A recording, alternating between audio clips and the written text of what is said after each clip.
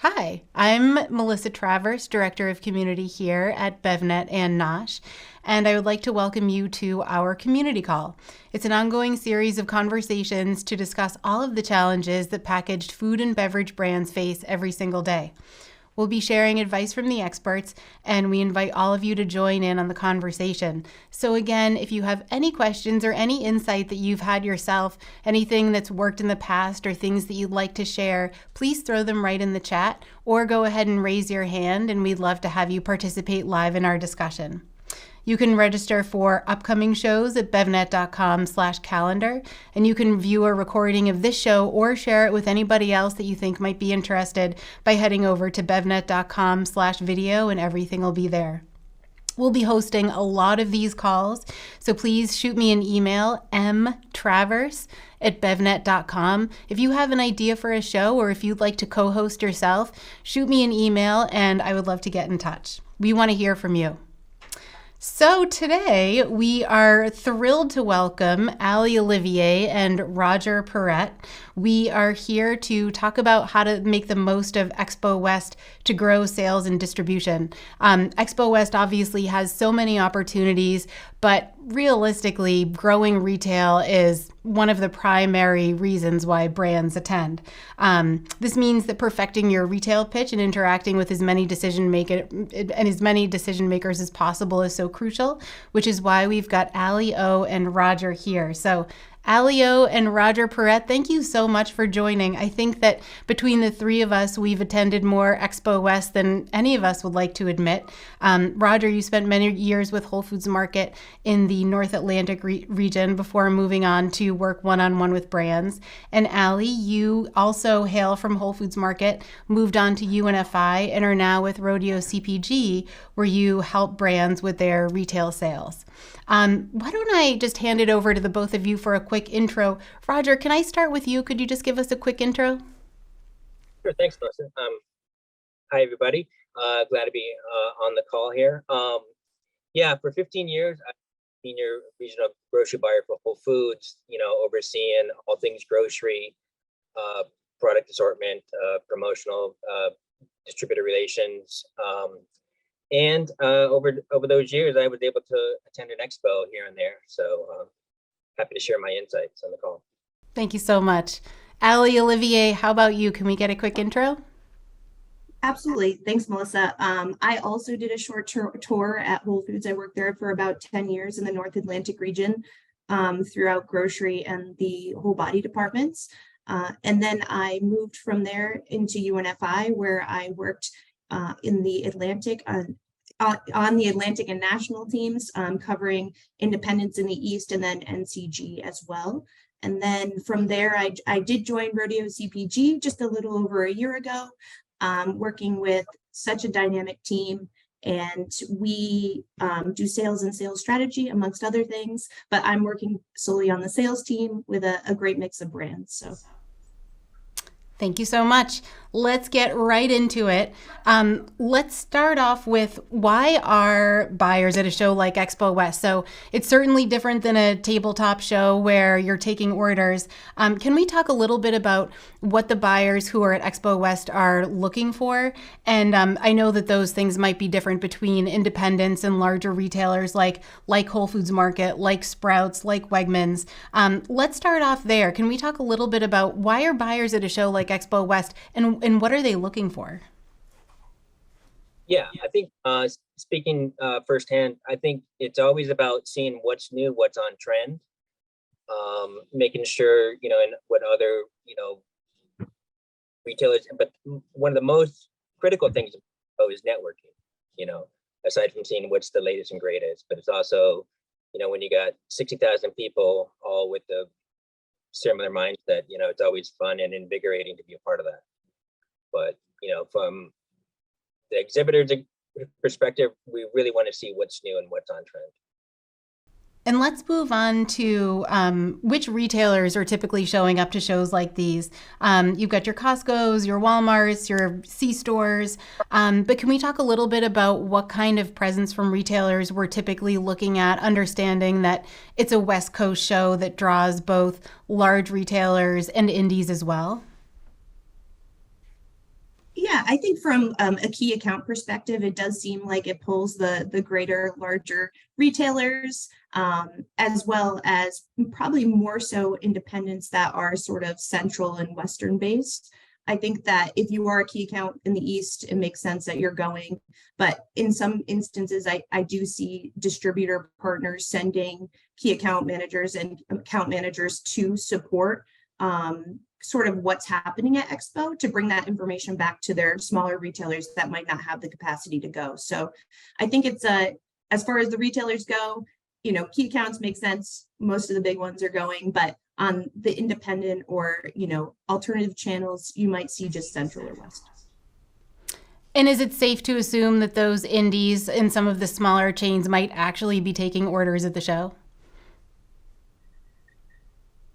I think that there's a lot of really dynamic conversations that happen at the show. I think some of those orders definitely happen and are, a great resource when you're back at your desk to follow up with post show. I think as far as, key accounts goes, it's starting the conversation, it's planting the seed. I've definitely seen things move quickly from Expo, so I don't want to, dissuade anybody from thinking things aren't happening quick. But I think it sort of depends on the retailer, their processes, sort of if they have a set category review schedule and are willing to kind of wiggle outside of that. But yeah, I think that's sort of a quick snapshot. Excellent. Roger, so from a buyer's perspective, how would you head into a show like Expo West?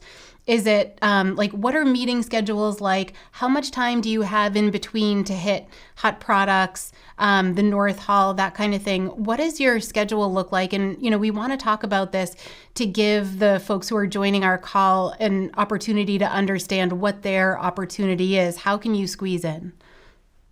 So I would always, go with with keeping the meetings limited to very critical, because you're only gonna be there for a day or two, possibly three. Hitting the North Hall and hot products first, because again, it's seeing what's fresh and new. You can always have your meetings with the bigger brands, on your scheduled quarterly bid review. But it's always, hitting what's new first. So, it was always a great pivot when they opened the North Hall a few years back, a day ahead of schedule. So it feels like everybody's in that North Hall, at least for the first day. Absolutely. I feel like it's a jam-packed event in there.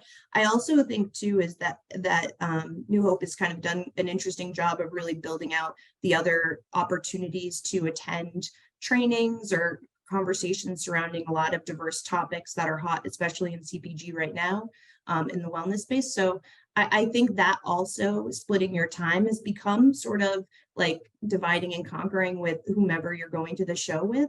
I know that when I was looking at some of the opportunities to attend some of the chats this year, I was kind of torn between, balancing what I'm thinking about for the show and supporting brands, and also making sure that I'm staying sort of current in the conversations that are happening with the experts that are there. So I think it's a real fine line to walk.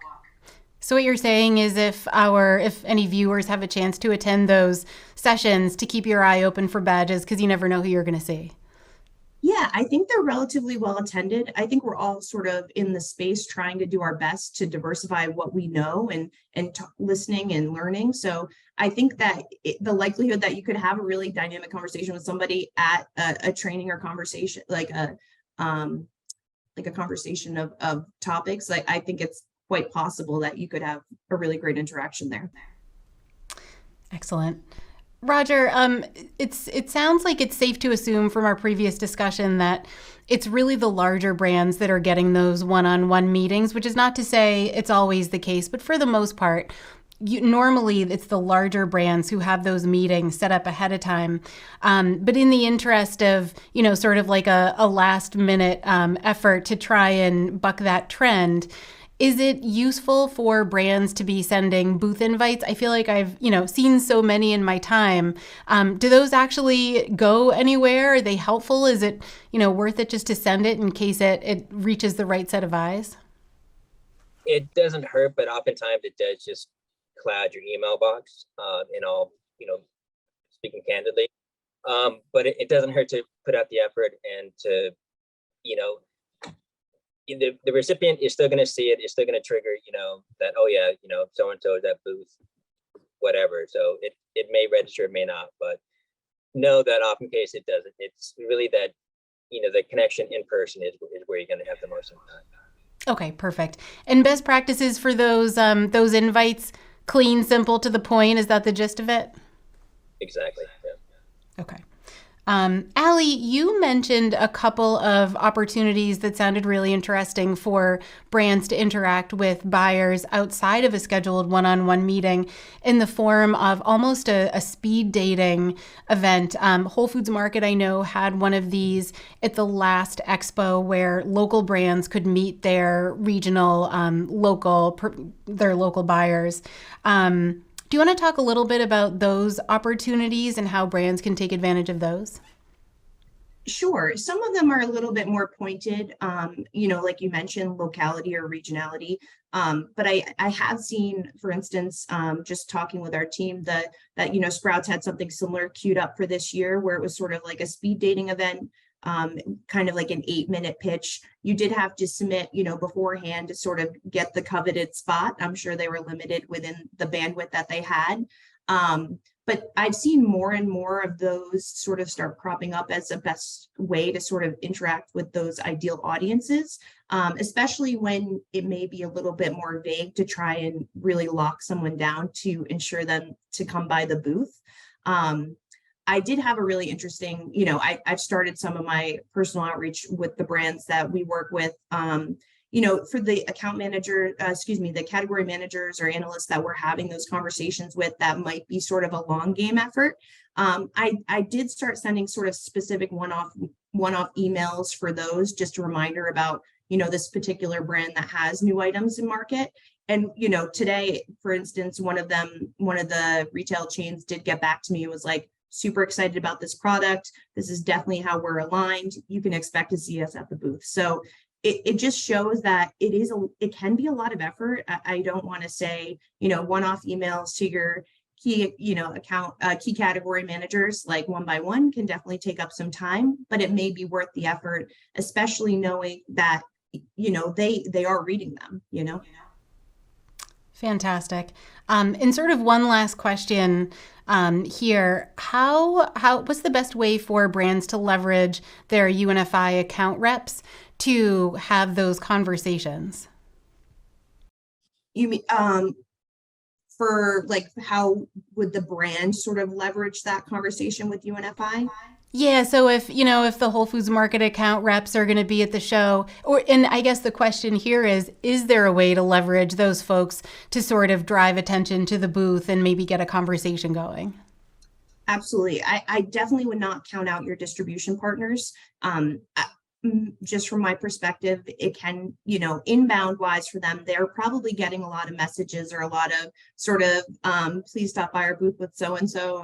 I know that they're probably being pummeled, but at the same token, a lot of them are diligent, organized, and they do want the best for their retailers. So, they're trying to kind of create a packed and efficient show for their peers. So I would definitely not count them out. I would make sure you get them the key information and let them know that, especially if it's for a retailer you're really trying to get FaceTime with, let them know you'll do everything in your power to make it easy to meet, to have a conversation and prioritize them. Fantastic. I see a question from Sarah Casagrande, and it's a great one. What's the best way to get a buyer to come by an emerging brand's booth? So let's say that none of what we've already discussed works. Let's say you sent the booth invite, you didn't get a meeting, you weren't able to get a meeting outside of that. Now you're sort of left with hunting in the wild. So I want to talk a little bit about what that looks like here. What are the best practices? There's sort of a fine line between being aggressive in a great way to get results and stalking a buyer for aisles over to get them to come to your booth. So, all brands should show up to the show with a list of their target retailers and a list of the names of the folks that they want to talk to.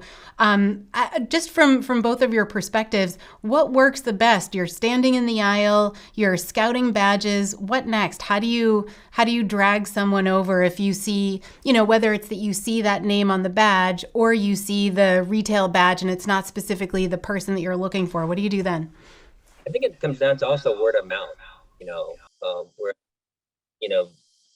tight knit community, so I can obviously count the times when I've gotten several texts from you to go check out so and so, and I think that goes a long way. So it's knowing who knows who, and playing the word of mouth game too. Yep, that's great information. And I'm sure social media and, publications like ours help as well. The more you can amplify your signal, the more eyes you have on who you are and what you're doing. Absolutely. I would say, if you are someone that's a brand that's going to be exhibiting at Expo, definitely leveraging LinkedIn to your benefit is always a great suggestion. I would say, I'm not opposed to tagging the desired category manager in a post, just saying, really been, dreaming of that, canned fish set. Like, I can see our brand on there, but love to talk more about the brand. I think being bold is never a bad way to go. I would definitely say another booth perspective thing I have is, treat everyone sort of with that same kind of kindness and, welcomed greeting, whether they're the right person to chat with or not. I found that more often than not, just like, sharing smiles with people, giving them kind of your best foot forward is kind of a best practice. And I can't tell you how many conversations that those kind of seeds plant, because it might be somebody who is a friend of somebody, or, conversation, something memorable about the brand comes up. I've seen like sort of these intricacies sort of bleed in different ways and root themselves in interesting ways in conversations beyond the show floor. So I would say treat everybody the same, don't be overbearing if possible. And definitely, make good notes for your follow-up, whether it was the right the category manager or not. Just every single conversation is a potential lead. Excellent. I do want to remind everyone that if you have any questions, please go ahead and throw them in the chat. I've got a couple lined up here. So feel free to throw a question in the chat and we will handle those as we go. I have a question from Carol. What do buyers want to receive at a booth? Is it physical samples? Is it a paper sell sheet? Is it a USB with product information? What gives you the best likelihood of that buyer kind of interacting with the information and using it to follow up with? I think I always had the philosophy of going bagless, so keeping it simple, whether it's just a business card, or if there's could be some digital element, that's on the card or, on the sell sheet that, we could reference. But I always try to keep it light. If it's very difficult to walk around with a bag full of samples for 3 days straight. So if somebody offers a 6-pack of yogurt to a buyer, safe to assume it's probably not going home with them? Pretty sure that's not going to make the I would also say we're kind of in that interesting space right now where we have sort of buyers that are straddling two spheres, whether they're kind of a more traditional mindset of like maybe something tangible to take away from the booth as it's a sell sheet, or we've kind of seen more folks moving to a more digital platform of sharing their information through QR codes or kind of those fancier cards now that you can scan with your phone. I'm from like two rules of thought right now, is that I feel like it's good to have both right now, because I think you are kind of appeasing kind of multi audiences at this point. But I'm with Roger. It's sort of tough to lug around things. I think in the beginning, the first couple of shows I went to, I feel like I wanted everything, like no holds barred. And then I felt like I could go home and like wallpaper my bathroom with like the amount of things that I took home, and nobody wants that. So I think I've definitely lightened my load and my perspective of like what I'm looking to take away. I definitely say making sure you're getting those key contacts to follow up with fresh samples is always a great thing after the show. Perfect. Got a question from John here. How much time and energy do you spend researching the show in advance? So are you, looking at the floor plans, reading about new products, making that list really comprehensive? How much energy goes into the plan? I would always scout the floor plan and, note, brands at their booth numbers and, keep a mental note, and kind of structure the day, like have a certain area that I want to try to, hit the North Hall day one, possibly follow up day two, then hit, the main floor, but knowing, what aisles to target. And yeah, so I would put a few hours of work into it before each show. I think pretty fondly about one of my first shows I went to was with Roger, and I was sort of like his personal shadow. And I was really impressed with sort of the forework that goes into it.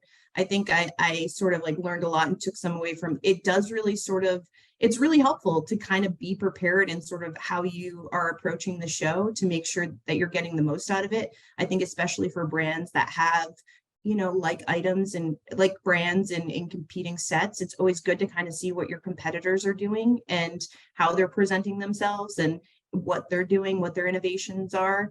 But yeah, definitely prepared wise, I love to kind of look at who the next D winners and finalists are. I think that's always kind of interesting. So yeah, I would say definitely a few hours of pre-work for sure. Great. We've got a question from Ben Bacon here. What is everybody's favorite non-show floor place to bump into buyers? Is it the yoga classes? Is it the New Hope mixer?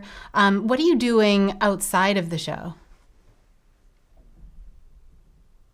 There's always going to be the dinner, and the madness of the adjacent to the Marriott and Hilton lobbies. Kind of run into some folks and get your networking done there, or right near at the Starbucks. Always at the Starbucks. Excellent. Perfect. All right. And really quickly, can we run through, let's say, you've been booth hunting, you grabbed a buyer, you gave them your 15-second elevator pitch. What's the information that you should have at your booth and that anybody who's going to be responsible to talking to a potential buyer should either know or have on hand? Yeah. So I think, the pitch needs to be clear and concise, but giving us your clear message as to what was the origin story behind it, what's the mission of the product, and that could delve into further conversations around that could improve packaging from learning more about the backstory, but also have the key specs, cost, distribution opportunities, and just be open to feedback because you're going to get a lot of it. And know that it's all coming from a good place, I know, Melissa, you had mentioned at the beginning is sort of having a strategy of retailers or buyers that you're looking to really interact with that feel high value for your brand. I think understanding sort of where they kind of put their hierarchy of importance for products is really good to know. So if Whole Foods has their key ingredient list that they stay within, that's also something to kind of understand. If your product has an ingredient that doesn't meet Whole Foods standards or Erewhon's or whomever, understanding that probably is a barrier of entry for your product. And really, that doesn't mean it's not a great product. It just means it's not the right audience for them. So making sure that you understand their preference for differentiation does feel important to kind of have a working understanding. We have a question from Jeff. Beyond Ben's question, is there a time when buyers should be considered off duty? Or is it, you're at that Starbucks, it's 6:30 in the morning and you're going to have to expect that someone's going to come up to you and ask you for something? Well, no, if it's pre-caffeine, then, you're on your own. Yeah, I guess, read the moment and feel if it's right, and, read someone's body language, just be mindful to respect someone's personal space. I think, yeah, the you are on for, the entire time you're there, but just be mindful and a little bit on the respectful side. If it's after hours and you happen to run into somebody you've been dying to meet, just, have a little extra sense of, courtesy. So.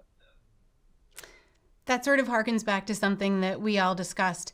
Don't be disheartened if the first interaction that you have isn't the best one. You'll have many more times to, interact with them, reach out to them, that kind of thing. So don't be discouraged if you talk to someone pre-caffeine and they don't want to engage at that moment. Great stuff. Let's quickly roll into follow-up. I think this will be a quick topic as we close out this call. So let's assume we've collected all of the information appropriately. It's all organized well. We know where it is. We know how to get it. What's the timeline for follow-up? When do we send those emails? Do we send samples? Do we need a confirmation if we send samples? What are best practices for follow-up? I think as a general rule, about, a week after, it takes a while for everybody to kind of decompress after the show, catch their breath. Some folks, take a few days off to, do that so they're not going to be back in the office. But I think a week is, enough time to kind of recollect yourself, get caught up on email and everything. And and in that email, and you want to send samples and you want to have the fresh possible product, especially if it's a frozen or perishable, try to ensure that, it's going to be received properly, because, a lot more folks are working remote and may not have the capacity to receive it. And especially if it's outside a category review schedule. So try to work to get some, coordination and confirmation that it's okay and will be received, because you'd hate to have to go through all that effort and, make it count. Yeah, exactly. Excellent. Well, I think that closes out our conversation today. So in closing, I would love to hear from both of you what your sort of top tips for the show are, your number one tip. If I might start, it's something that I heard from both of you as we were getting ready for this call, which is, you never know who you're speaking with. So, brands will give out badges to other folks so that they can walk the show. Sometimes people have their badges turned around.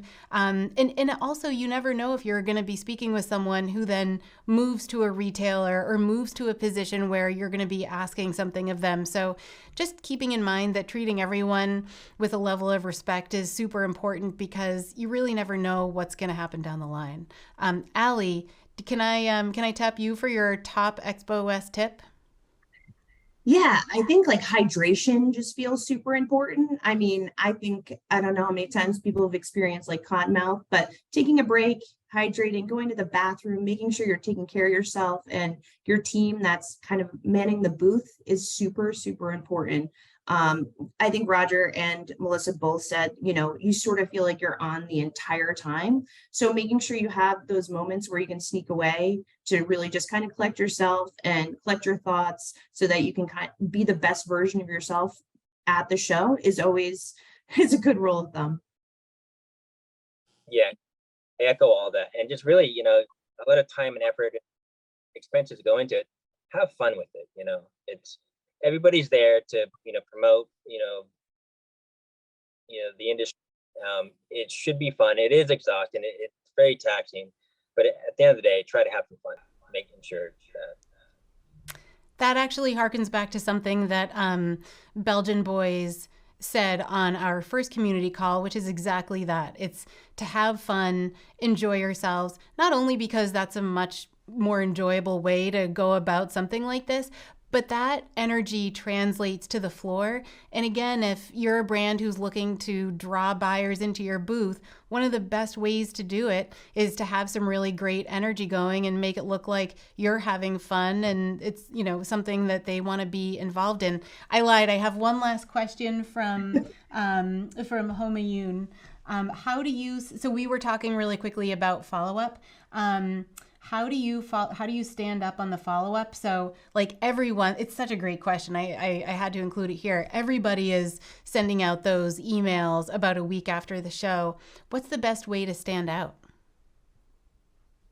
I think if there's something in the subject line that can recall the, conversation, the meeting, that could, catch your eye. And it also comes down to just polite persistence. If you don't get an immediate response, just, have that. Don't give up. I'm going to reiterate that too. I think there's kind of that mass follow-up immediately after the show, but then they sort of peter out. So if you can, like Raj said, polite persistence and just kind of stay the course and just, just refresh with, if you have some new media hits or any way that you can kind of have any little new tangibles to share about the brand to keep them kind of interested, or kind of poke and say, hey, there's something new going on over here. I think when I was in that role, I feel like I definitely have left some people on mute, but the persistent ones always got through. So polite persistence wins. At some point, you'll get an answer just to stop the emails from coming into your inbox, but not every other day though.